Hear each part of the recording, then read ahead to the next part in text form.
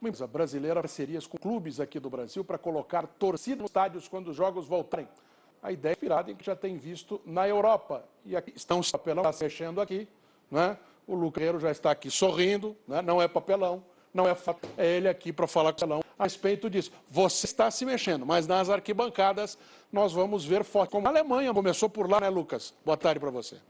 Começou por lá, Eduardo. Muito bom dia a você, boa tarde a todo mundo que acompanha o Band News TV. A gente 4 e sem futebol aqui em São Paulo. O último jogo foi lá no dia 16 de março, Eduardo. E bate, claro, aquela saudade, né, de um joguinho do time e principalmente da atmosfera do estádio. Só que tem um grande ponto nisso, né? Quando o futebol voltar, vai ser com portões fechados e vai demorar muito para a gente ter jogo com torcida. Pensando nisso, como você já bem adiantou, uma empresa brasileira se espelhou numa iniciativa do clube alemão Borussia Mönchengladbach. Eles venderam totens para os torcedores, uns recortes de papelão que o torcedor pode colocar uma foto dele. Por lá, eles cobraram 19 euros, cerca de 113 reais. Aqui no Brasil, o projeto é parecido e já tem vários clubes aderindo, como, por exemplo, o grande Juventus, né, clube tradicional da Moca, na zona leste de São Paulo. Os totens são parecidos com bustos e têm tamanhos variados, viu, Eduardo? Todos com 70 centímetros de altura, variando a largura, dependendo, assim, da quantidade de torcedores no banner. Tem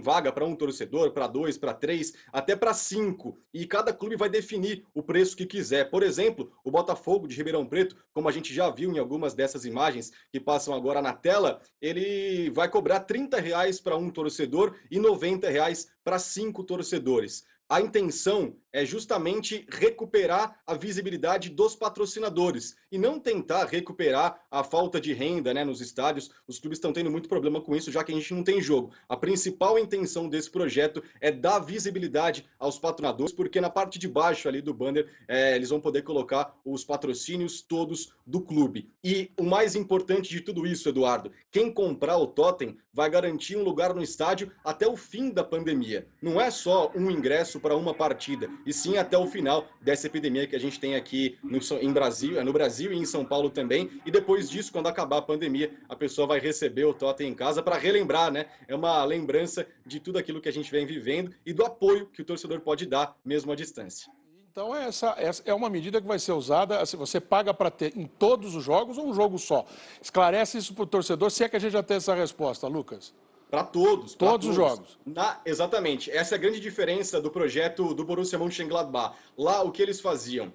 Você comprava o Era um totem, ingresso, praticamente, né? Exato. E pagava um adicional ali de 3 euros por ingresso, né? Por jogo. Já nessa questão, nesse projeto brasileiro, você vai pagar o totem para ficar com ele em todos os jogos com portões fechados. Depois, quando tudo voltar ao normal, você vai poder recuperar essas imagens. Inclusive, tem alguns clubes lá do Rio Grande do Sul, né, o Brasil de Pelotas, por exemplo, que já fez uma ação para que as pessoas fossem até o encontro do totem e tirassem uma foto com o totem. Então, é bem interessante porque parece muito, é muito real, né? O tamanho parecido bastante. Então, quando voltarem os jogos, os torcedores vão poder estar próximo ali dos jogadores, mesmo com os portões fechados.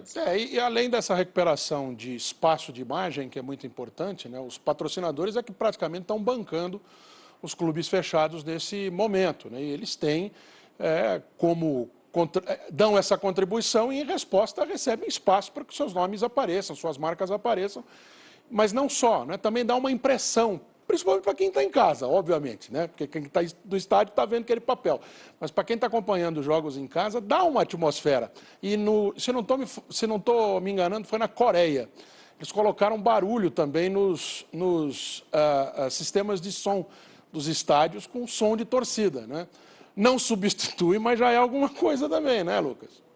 Ainda bem que você citou a torcida, viu, Eduardo? Porque lá na Coreia também teve um projeto muito polêmico, inclusive o Seul, que é o clube lá da Coreia do Sul, eles colocaram bonecas infláveis na arquibancada e receberam até multa, porque não poderia fazer isso, né? Eles pediram desculpa e receberam multa de 450 mil reais. Mas não só na Coreia, como também na Alemanha, eles têm o som da torcida, também nos estádios da Inglaterra, na Premier League. Então parece que você está jogando videogame, né? A torcida comemora de acordo com o que acontece durante o jogo. É bem diferente, bem estranho, mas é o que a gente tem para o momento, né? Cada vez menos gente nos estádios. A gente já vinha sofrendo de umas décadas para cá a diminuição dos estádios, né? Estádios para 120. Eu cheguei a pegar Morumbi com 100 mil pessoas, Maracanã com 120 mil. Isso nunca mais vai acontecer, a não ser em estádios da Ásia, que ainda mantém esse tamanho, e no Nou Camp, né? Que é o estádio do Barcelona, que também tem 100 mil espectadores. No mais, são arenas para menos torcedores.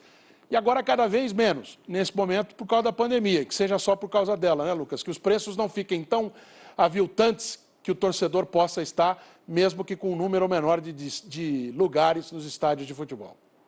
Sem dúvida alguma. Por isso que a intenção do projeto é justamente trazer os patrocinadores para próximo do clube e não dar um valor, dar um retorno tão grande a ponto de conseguir sanar o problema da falta de renda nos estádios por causa dos portões fechados. E a gente fala muito de clube grande, né? Só que os clubes médios e os clubes pequenos que sofrem bastante com essa questão, né? Por exemplo, o Noroeste de Bauru, o próprio Juventus, da Moca, a cidade e o bairro giram em torno do clube. Então, a própria cidade sofre com a falta dos jogos, né? Tendo esses totens, pode ser uma possibilidade de trazer um pouco mais de renda para o clube e, obviamente, também para a cidade e para quem vive dessa cadeia produtiva do futebol, né? Lucas Herrero, da Rádio Bandeirantes, ao vivo conosco aqui no Band News. Uma boa tarde para você, Lucas. Boa tarde. Obrigado.